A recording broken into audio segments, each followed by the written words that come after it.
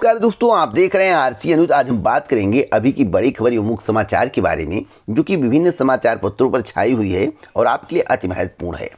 आज मैं सभी समाचार पत्रों का कटाच करूंगा, जो भी खबरें समाचार पत्र में आई हुई हैं उसे सही और सटीक रूप में मैं आपको बताऊंगा। पहली खबर युवाओं को लेकर है। युवाओं में टीके का दिखा उत्साह, आज के समाचार पत्रों में बताया गया है। यूपी में 18 से 44 की उम्र वालों का टीकाकरण शुरू, 20,000 तय था लक्ष्य, 80% ने लगवाया टीका। किस किस जिले में टीकाकरण शुरू हुआ है उस जिले का जिक्र किया गया है। लखनऊ, कानपुर नगर, वाराणसी, प्रयागराज, गोरखपुर, बरेली व मेरठ। मेरा आप लोगों से एक सवाल है, जितने भी युवा इस वीडियो को देख रहे हैं सभी लोग कमेंट बॉक्स में अपनी राय दीजिएगा कि कौन कौन कोरोना वैक्सीन लगवाना चाहता है, किसको इच्छा है, क्या कोरोना वैक्सीन से अपने आप को सुरक्षित आप कर पाएंगे, कोरोना वैक्सीन कितना सही है, कितने लोग इस वैक्सीन को लगवाने के इच्छुक है। कमेंट बॉक्स में जरूर बताइएगा, क्योंकि आपकी राय लोगों को जागरूक करेगी। अगली खबर है, यूपी में रोजाना मिलेगी 50,000 रेमडेसिविर वैक्सीन। आपको मालूम होगा इसका अकाल है, और जिस तरह से आरोप लग रहे थे आप लोगों को मालूम होगा कि एक इंजेक्शन 25-30 हजार रुपये में मिल रहा था। केंद्र सरकार ने यूपी का रेमडेसिविर का कोटा बढ़ाकर 50,000 वायल रोजाना कर दिया है। अभी तक औसतन 20 से 25,000 वायल प्राप्त हो रहा था। केंद्र ने इसमें 2 गुना बढ़ोतरी कर दी है, क्योंकि केंद्र में भी बीजेपी की सरकार है और उत्तर प्रदेश में भी बीजेपी की सरकार है, इसलिए इसका कोटा बढ़ा दिया गया है। लेकिन जिस राज्य में बीजेपी की सरकार नहीं है, क्या वहां पर भी कोटा बढ़ाया जा रहा है? दूसरा सवाल, क्या जो कोटा बढ़ाया गया है उसका सदुपयोग हो रहा है? क्या सही रूपेण हॉस्पिटल में रेमडेसिविर पहुंचाया जा रहा है, या इसकी भी कालाबाजारी की जा रही है? सवाल आपके जहन में है, हमारे भी जहन में है। मैं बोल रहा हूं, उसका जवाब आपको कमेंट बॉक्स में जरूर देना है। अगली खबर है कि 30,000 संक्रमित, लेकिन 38,000 से अधिक ठीक भी हुए। सवाल है, जब आंकड़ा कम है संक्रमित होने वालों की, तो आखिरकार ज्यादा ठीक कैसे हो रहे हैं? मान लीजिए 28,000 संक्रमित हो रहे हैं, तो 35,000 ठीक कैसे हो सकती हैं? अगर 40,000 संक्रमित होते तो 35,000 ठीक होते तो मान लेते। लेकिन जब 30,000 संक्रमित हो रहे हैं और 38,000 सही हो रहे हैं, ऐसा कैसे हो सकता है? आप लोग कमेंट बॉक्स में बताइए, क्या यह खबर सही है? साथ साथ मैं आप सभी को बताना चाहता हूँ, राहत की खबर है, लेकिन जिस तरह से आंकड़े आ रहे हैं और जिस तरह से मौतों की संख्या बढ़ रही है, जिस तरह से शमशान घाट में भीड़ लग रही है, वह आंकड़े कुछ और कहते हैं और सरकार के और समाचार पत्रों के आंकड़े कुछ और कहते हैं। क्या सब समाचार पत्रों में जो भी आंकड़ा आ रहा है वह सही है? अगली खबर पंचायत चुनाव को लेकर है। सुबह 8 बजे से शुरू होगी वोटों की गिनती। आप लोगों को मालूम होगा कि त्रिस्तरीय पंचायत चुनाव रोकने के लिए विपक्षी दल एक थे, शिक्षक संघ एक था, लेकिन पंचायत चुनाव की मतगणना रुकी नहीं।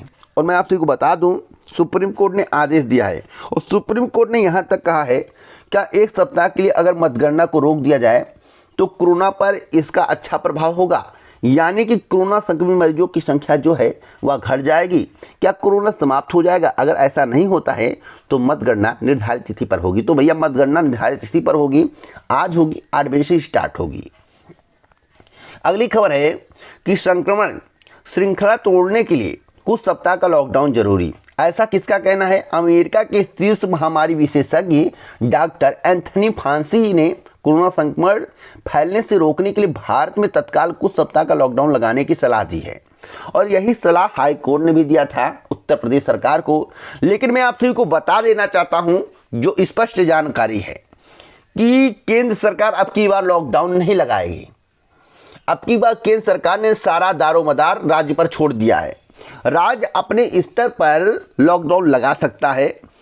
कहां लॉकडाउन लगना है, कहां नहीं लगना है, क्या स्थिति है, क्या परिस्थिति है, उसके मद्देनजर लॉकडाउन राज्य अपने स्तर से लगाएं, मुख्यमंत्री अपने स्तर से लगाएं, अपनी बैठक करें, अपने राज्य की स्थिति को देखते हुए निर्णय लें।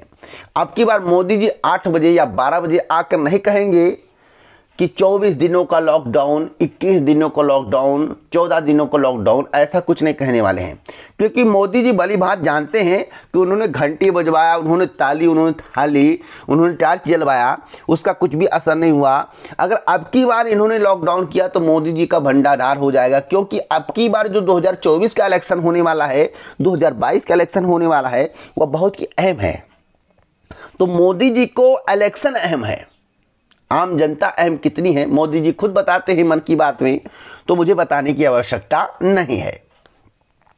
अगली खबर है कि सीबीएसई 10वीं की रद्द बोर्ड परीक्षा के लिए अंक निर्धारण नीति जारी कर दी गई है।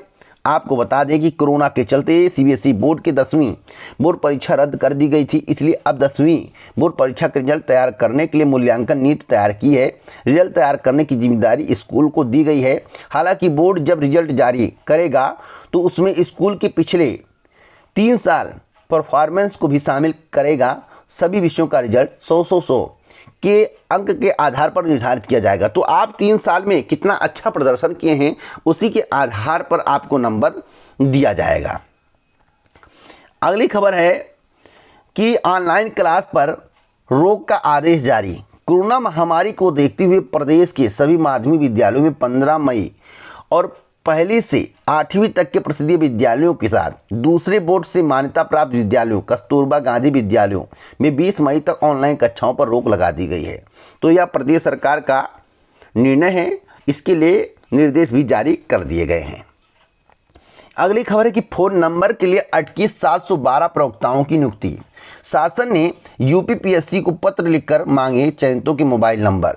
तो मोबाइल नंबर मिलने के बाद आगे की प्रक्रिया बढ़ेगी। आपको बता दें, जो प्रवक्ता हैं उनके मोबाइल नंबर में कोई कमी या मोबाइल नंबर ऐड ना होना एक मुख्य कारण है जिससे उनकी नियुक्ति फंसी हुई है।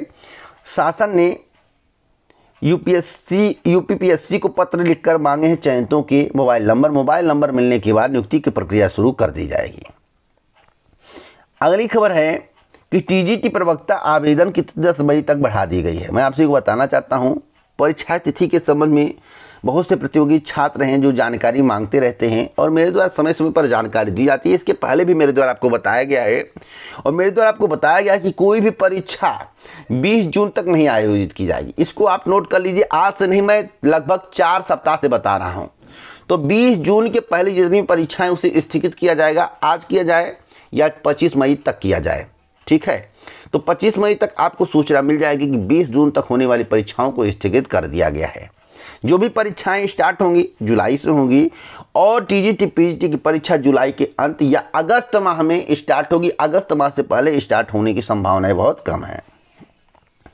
अगली खबर है कि फपक पड़े कोरोना योद्धा, बोले अब तो जागो सरकार। तो इसका मतलब है जो कोरोना योद्धा हैं उनको भी पता है कि सरकार की रणनीति क्या है और सरकार की नीतियां कैसी हैं। इसलिए फपक पड़े कोरोना योद्धा, बोले अब तो जागो सरकार।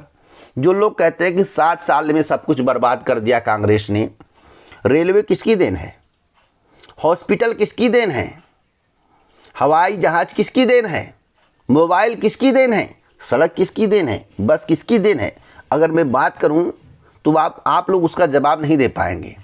बोलना आसान होता है कमेंट बॉक्स में, और जितने लोग अंधभक्त हैं मैं उन सभी से कहना चाहता हूं कि वर्तमान सरकार के द्वारा हॉस्पिटल बनवाए गए जो कंप्लीट हो चुके हैं, कितना क्या किया गया है उसका ब्यौरा आप लोग कमेंट बॉक्स में दीजिएगा। कितने हॉस्पिटल बनवाए गए, कितने स्कूल बनवाए गए, कितने विश्वविद्यालय बनवाए गए, बताइए, सब लोग ब्यौरा दीजिएगा। कितने रोड बनवाए गए, सबका ब्यौरा चाहिए कमेंट बॉक्स में, तभी आप अंधभक्ति करिएगा, अन्यथा मत करिएगा। इसी प्रकार की जानकारी अगर आपको चाहिए तो आप हमसे जरूर जुड़ें। जहाँ तक पीसीएस की बात है, पीसीएस परीक्षाओं को लेकर आप लोगों ने जानकारी मांगी थी कि पीसीएस परीक्षा स्थगित होगी या नहीं, तो आप पीसीएस परीक्षा स्थगित कराने के लिए लगे हुए हैं, जैसा कि समाचार पत्रों में बताया जा रहा है। और मैं आप सभी को बताना चाहता हूं, जैसा कि बार बार कहता हूं, कि 20 जून तक सभी परीक्षाओं को स्थगित किया जाए, आज किया जाए या 25 मई तक किया जाए। 25 मई तक आपको सूचना मिल जाएगी। आगे कोई जानकारी मिलेगी इस चैनल के माध्यम से दी जाएगी। इसी प्रकार की जानकारी के लिए आप हमारे साथ जुड़े रहें। जय हिंद, जय भारत दोस्तों, नमस्कार।